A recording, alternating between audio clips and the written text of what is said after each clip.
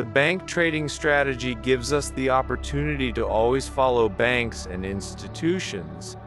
If we are successful in trading with them, we can always make a profit.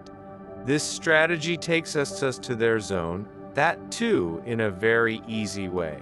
This strategy is not that difficult. Everyone can learn it very easily, and this is a big gift strategy for beginners, with the base of which you can make up profit and lose money in the market.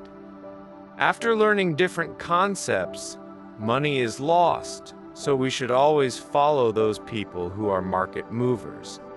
So market movers are banks and institutions, so by following them we can make profits. And those who are working on SMC, ICT, etc., enter the market after doing very difficult analyses, but still make their losses because they do not follow the banks and institutions who's come learn the BTS strategy and learn how to follow big players.